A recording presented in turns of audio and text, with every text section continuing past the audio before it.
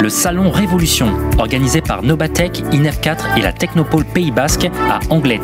Autour du thème Low-Tech versus High-Tech, le bâtiment comme enjeu de réconciliation.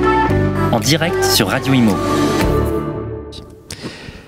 Bienvenue, si vous nous rejoignez à l'instant, nous sommes au cœur de la seconde édition du salon Révolution organisé par Nobatech, INEF4 et la Technopole Pays Basque à Anglet, et je suis avec la responsable de la communication de Nobatech INEF4, Magali Houillet. Bonjour.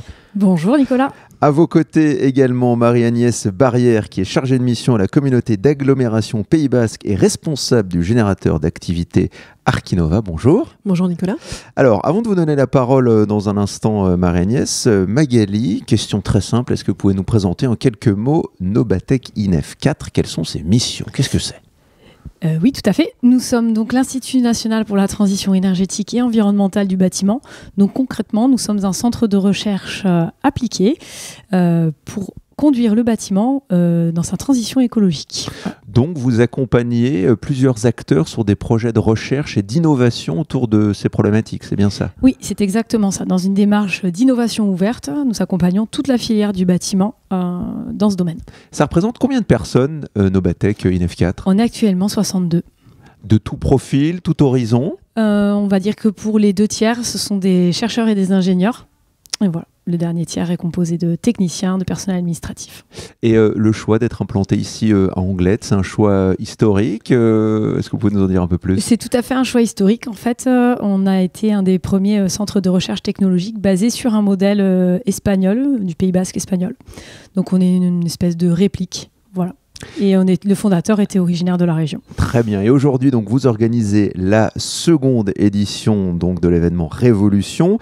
Vous avez choisi comme thématique cette année low-tech versus high-tech, le bâtiment comme enjeu de réconciliation. Pourquoi avoir orienté cette journée sur ce thème ?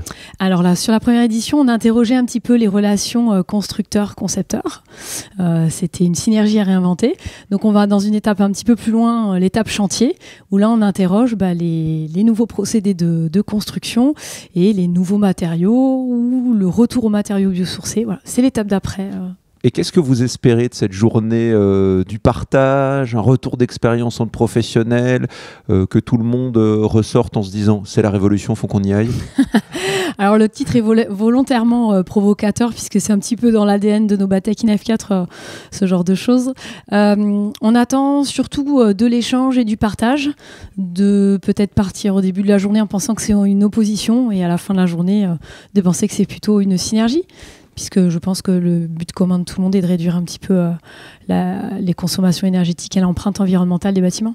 Alors cet événement est aujourd'hui accueilli dans les locaux d'Arkinova et nous sommes avec Marie-Agnès Barrière, donc, qui est chargée de mission à la communauté d'agglomération Pays Basque et responsable donc, de ce générateur d'activité. Marie-Agnès, pourquoi avoir fait le choix d'accueillir l'événement ici ? Ça correspond à la philosophie du lieu ? Alors oui, tout à fait. Le générateur d'activité, en fait, c'est une pépinière d'entreprises innovantes dans la construction et l'aménagement durable, qui est installée sur un site qui est dédié à l'aménagement et à la construction durable.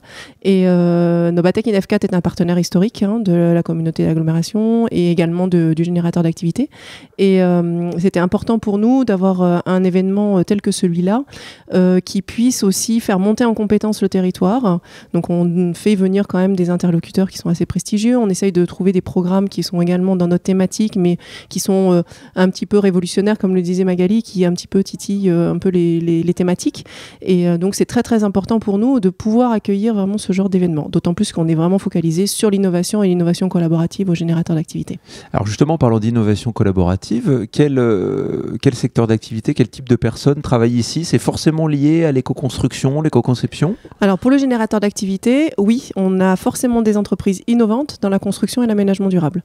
Donc à partir du moment où vous êtes porteur de projet, où vous avez une idée d'un projet entrepreneurial, vous pouvez venir frapper à ma porte, on a des premiers rendez-vous et on voit après si on rentre dans la cible de l'aménagement et de la construction durable avec une innovation. Et après, une fois qu'on a intégré générateur d'activité, on va dire, est-ce qu'il y a un moment où on doit s'en aller ou est-ce que les locaux peuvent rester ? Est-ce qu'il y a un turnover ?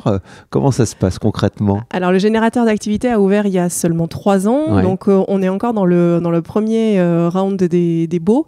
Alors, on va pouvoir rentrer au générateur d'activité et y rester globalement 5 ans. Un an ou 2 ans peut-être en incubateur. Donc, on a une idée d'un projet entrepreneurial et puis après, on va passer en pépinière, on appelle ça, avec un bail de 23 mois qui peut être renouvelable. Et puis après, derrière, il va falloir sortir. L'entreprise, au bout de 5-6 ans, doit être pérenne et voler de ses propres ailes, mais on les perd pas pour autant de vue dans notre écosystème. Donc, ils vont rentrer après dans tout notre écosystème technopolitain. On en a parlé ce matin pour l'ouverture. On a une zone d'activité concertée qui est en cours d'élaboration. Le site est en cours d'élargissement aussi. Donc, notre idée, c'est de pouvoir accompagner un porteur de projet tout au long de sa vie entrepreneuriale. Donc, derrière, qu'il puisse faire de l'acquisition à la propriété et avoir des bâtiments qui soient aussi à l'image de la thématique.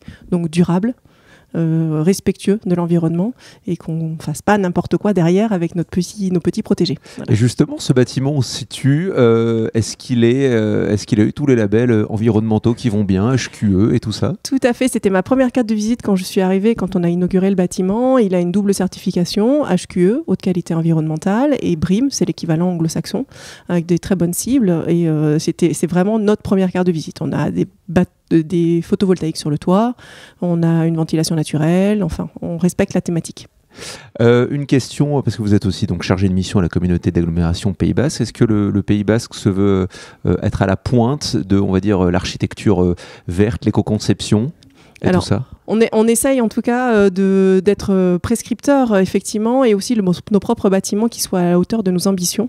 Donc on est une agglomération bâtisseuse et au fur et à mesure on essaye que les bâtiments sortent, on essaye d'avoir des bâtiments qui soient à l'image de notre thématique et on défend ça vigoureusement en tout cas.